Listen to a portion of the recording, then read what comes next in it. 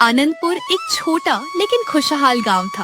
हर सुबह यहाँ पक्षियों की चहचहाहट और मंदिर की घंटियों की आवाज से दिन की शुरुआत होती थी। गांव के लोग अपनी अपनी रोजी रोटी में जुट जाते थे, लेकिन उसी गांव के मुख्य चौराहे पर एक ऐसा युवक भी था जिसकी मेहनत हर दिन उसकी उम्मीदों से हार जाती थी। वह युवक था राघव। राघव अपनी पुरानी रेडी को धीरे धीरे धक्का देते हुए चौराहे पर लाया। उसकी रेडी पर सिर्फ ताजी पत्ता गोभियों का ढेर लगा था। गोभियां बिल्कुल हरी भरी और ताजी थी, लेकिन उन्हें खरीदने वाला कोई नहीं था। आ जाइए, ताजी पत्ता गोभी ले जाइए, खेत से अभी अभी तोड़कर लाया हूँ। लोग आते, गोभियों को देखते और बिना खरीदे आगे बढ़ जाते। तभी गांव की शांति काकी वहां आ पहुंची। अरे राघव, आज फिर वही पत्ता गोभी, कल भी यही बेच रहा था। क्या करूँ काकी, इस बार खेत में सबसे ज्यादा यही फसल हुई है।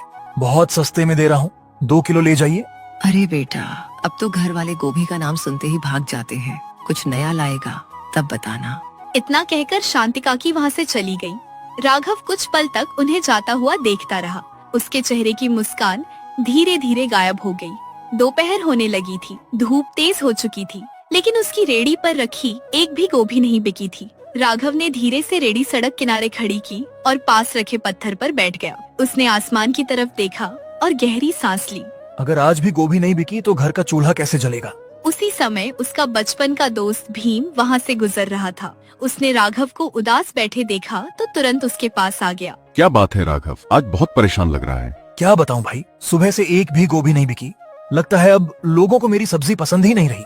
पसंद नहीं रही या लोग कुछ नया चाहते हैं? मतलब? याद है कुछ साल पहले तू शहर में एक खाने की दुकान पर काम करता था। हाँ, करता था।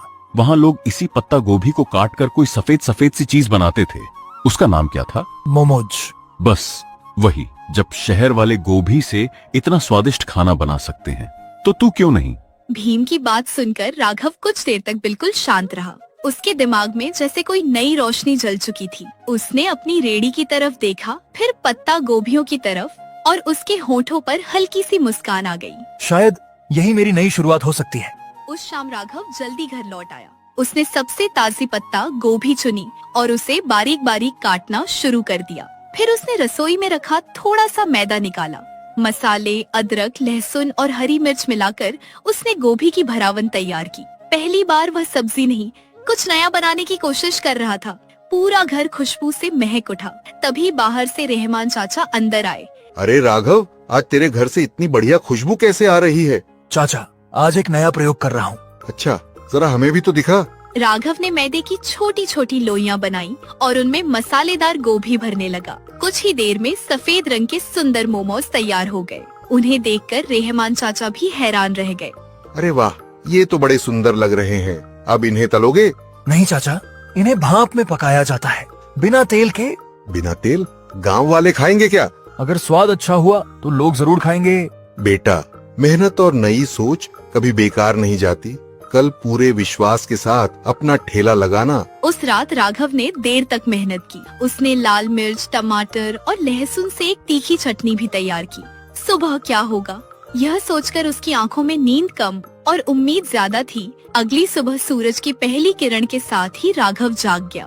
उसने नहा धोकर भगवान का नाम लिया और रात भर तैयार किए हुए मोमोज सावधानी से अपने बर्तनों में रखे। साथ ही लाल तीखी चटनी भी एक मिट्टी के बर्तन में भर ली।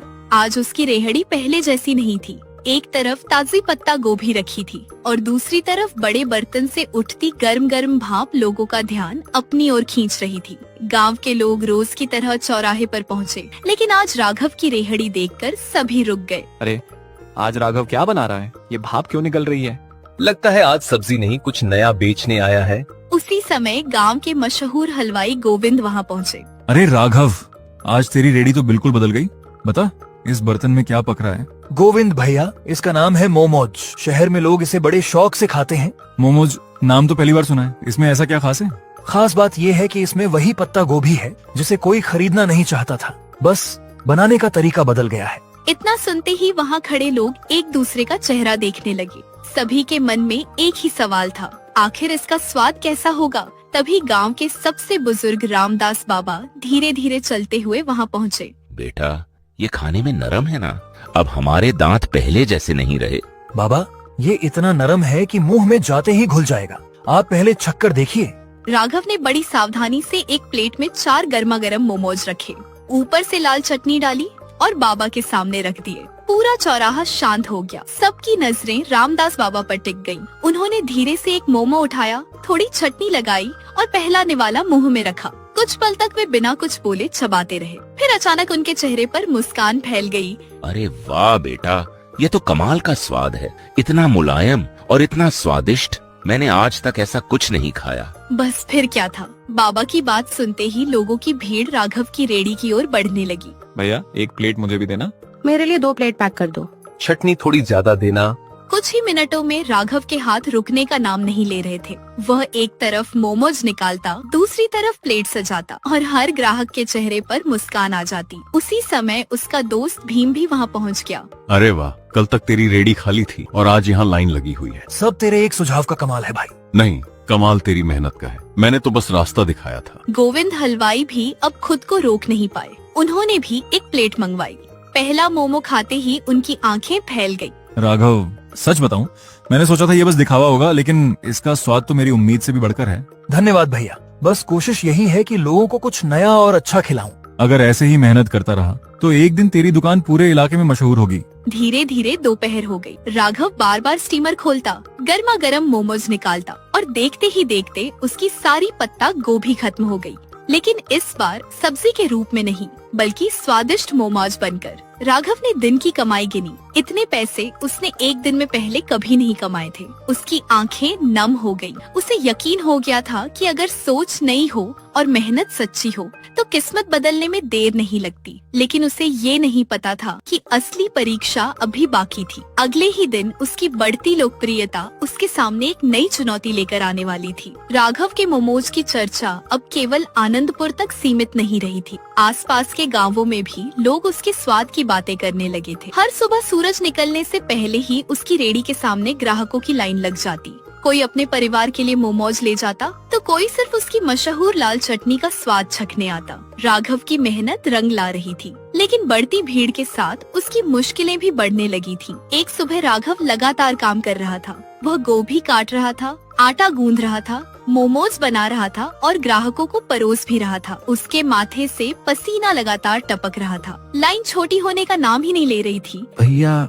हमारी प्लेट कब मिलेगी? हम तो आधे घंटे से इंतजार कर रहे हैं। बस 2 मिनट और सबको गर्मा गर्म मोमोज मिलेंगे। भीड़ संभालते संभालते राघव पूरी तरह थक चुका था। तभी वहाँ रहमान चाचा पहुँचे। उन्होंने राघव की हालत देखी और मुस्कुराते हुए बोले, क्या बात है बेटा, आज तो तेरे हाथ रुकने का नाम ही नहीं ले रहे।